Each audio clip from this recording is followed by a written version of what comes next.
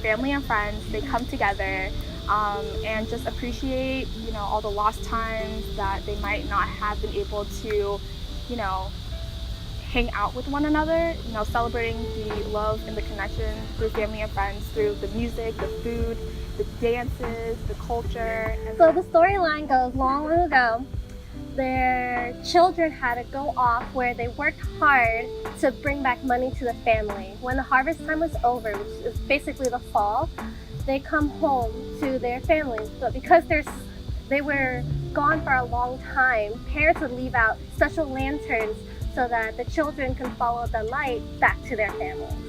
And Daechwon-pu is basically the exact same movement where nowadays we're kind of busy, we're off in the college, we're off doing our own things, but it's a good night where we're able to come together and just have fun and enjoy each other's company. That time of the year where all your family comes together, even though you guys put all your work aside, all your personal issues aside, and you guys come together as a family and you just enjoy each other's company.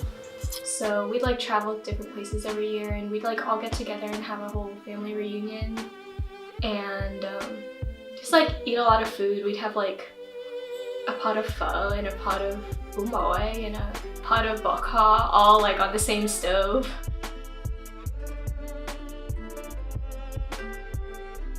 My favorite Viet food would probably be bò thú. They're like paper rolls, and you can put like beef, pork, or shrimp in them, and like lettuce and noodles. You can put whatever you want, and then it's like a burrito in Viet. A lot of people would say pho. I mean, as a little kid growing up, I would say pho. But for me, right now, it's always gom thịt nướng. Every time I go to any like restaurant, Vietnamese restaurant, and there's like that shredded pork and like rice dish, I'm always going for it.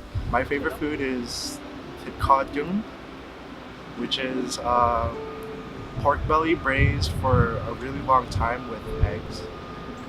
I would say mi sao yang, just because it's like a good way to get crispy, but also like wet noodles at the same time.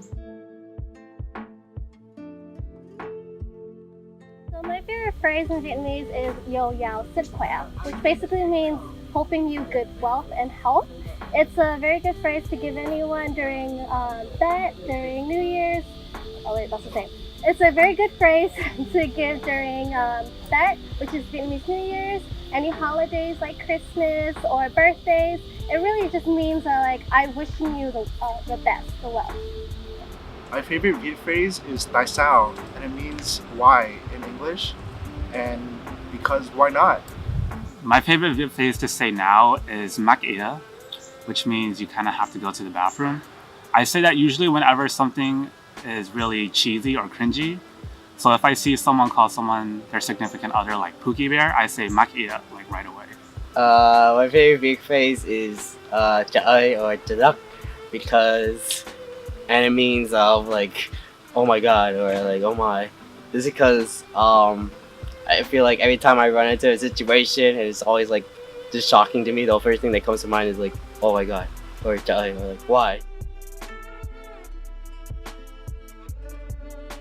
I'm proud to be an Vietnamese American due to the Vietnamese culture, the amazing food, the pho bún bò Huế or the café sữa đá, the traditions that we all get involved in every single year, but also more so the connection between the people, the bond. And I feel like that's one big aspect that brings the Vietnamese culture together, the emphasis on family, because with Vietnamese culture, you don't just celebrate it by yourself. You celebrate it with family and friends, and you share the things that you have to a group of people that you just care so much about. And that's the one thing that I really appreciate about my Vietnamese culture, and that makes me proud to be a Vietnamese American. A lot of us, especially the kids, have grown up very Americanized, and so we don't really spend a lot of time learning about our Viet culture and really living in it. So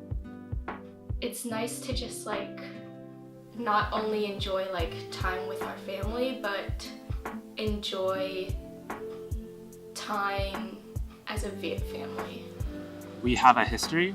It's a history known to a lot of people. It's a common history that is touched on real quickly in like middle school history class, but it also helps us shape who we are today, makes us unique. And I think we have a lot of attributes that make us special, whether it's from our food, our dances, or even our cultural wear. It's something that makes us stand out compared to others.